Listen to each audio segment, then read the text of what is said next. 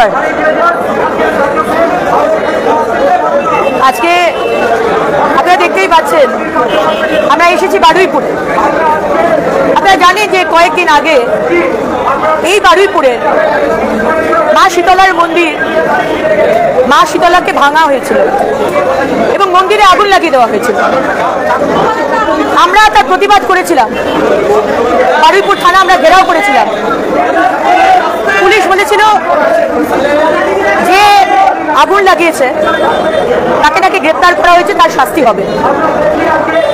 কিন্তু আমরা দেখতে পেলাম যে মা শীতলার মন্দির যে গ্রামে, সেই গ্রামের ভারতীয় জনতা পার্টির কার্যকর্তা সুশোভন, তার স্ত্রী দেবস্মিতা এবং সেখানকার আরো মানুষ, আমাদের তৃণমূলের মানুষও আছে, বিজেপির মানুষও আছে, তারা একজোট হয়ে প্রতিবাদ করেছিল।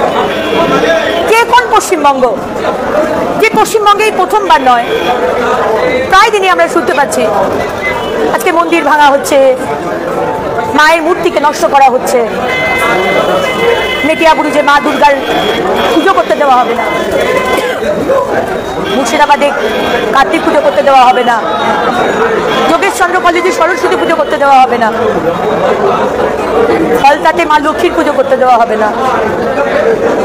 উত্তরবঙ্গে মা কালীর মন্দির ভাঙা হলো। আজকে আমরা সেই প্রতিবাদ করার জন্য আজকে বারুইপুরে এসেছি।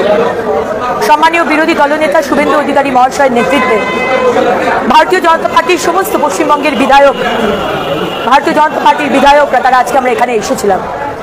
কিন্তু এসে আমরা অবাক হয়ে গেলাম, মানে একটা নতুন অধ্যায়, নোংরামির, নোংরা রাজনীতির একটা নতুন ইতিহাস তৈরি করলো এই তৃণমূল। আমরা বারুইপুর যখন ঢুকছি তখন আমরা শুনতে পাচ্ছি মাইক চোঙাতে বিরোধী দলনেতাকে নিয়ে গালাগাল দেওয়া হচ্ছে। চোঙা ইউজ করে, স্পিকার ইউজ করে বিরোধী দলনেতা, যার position equal to chief minister, cabinet minister, সেই ক্যাবিনেট মিনিস্টার র্যাঙ্কের একজন মানুষ, হতে পারে আইডিওলজি তার ডিফারেন্ট, কিন্তু তাকে চোঙাতে স্পিকারে গালাগাল দেওয়া এবং দুপাশে ভাড়া করা তৃণমূলের সমর্থকরা কালো পতাকা হাতে নিয়ে গো ব্যাক, যেটা তারা করেই থাকে, এবং বাঁশ নিয়ে আমাদের গাড়িতে মারতে থাকলো।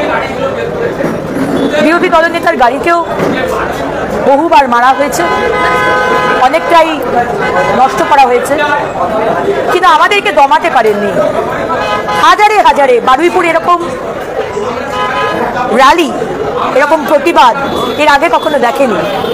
হাজারে হাজারে, শুধু হিন্দু নয়, রাষ্ট্রবাদী মুসলমান ভাইরাও আমাদের সাথে হাঁটছিলেন। তারা কান্নাকাটি করে আমাকে বলছেন, দিদি ভাই, রাষ্ট্রপতি শাসন আনুন, না তো আমরাও বাঁচব না। বাংলার মানুষ যে ধর্মই করুন না কেন, সবার সে ধর্ম পালন করার সেই অধিকার ডক্টর বি.আর. আম্বেদকরজি আমাদের দিয়েছেন। কিন্তু মমতা ব্যানার্জি মুখ্যমন্ত্রী কোনো কাজ করেননি এই 15 বছর। আপনি কাজ করেননি বলে আজকে ধর্ম নিয়ে আপনি সুড়সুড়ি দিচ্ছেন, আপনি ভেদাভেদায় রাজনীতি করছেন। মুসলমান ভাইরাও বুঝতে পারেছে যে আপনি এবং আপনার দল শুধু ব্যবহার করে গেছেন তাদের। আর সনাতনী হিন্দুরা তো কোন টাকা, আমাদের দেওয়ালে পিঠ থেকে গেছে।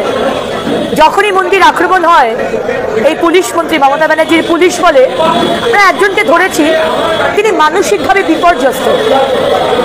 যারাই মা লক্ষ্মীকে নষ্ট করছে, মানসিকভাবে বিপর্যস্ত। মা শীতলার মন্দির ভাঙা হলো, মানসিকভাবে বিপর্যস্ত। সবাই মানসিকভাবে, কোইন্সিডেন্টলি মানসিকভাবে বিপর্যস্ত।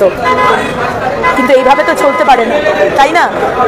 আপনি হিন্দুদের পুজো করতে দেবেন না, মন্দির পুড়িয়ে দেওয়া হবে, মূর্তি ভেঙে দেওয়া হবে, আপনি কোনো শাস্তি দেবেন না। সংখ্যালঘু সম্প্রদায় হলেই হলো, রোহিঙ্গা হলেই হলো, আপনার ভোটার হলেই হলো, আপনি চুপ করে থাকবেন। জগন্নাথ ধাম করে হিন্দু ভোট নিতে চাইছেন। ফুরফুরা শরীফ গেলেন, এই লাস্ট 5 বছরে তো যাওয়ার কথা মনে পড়েনি।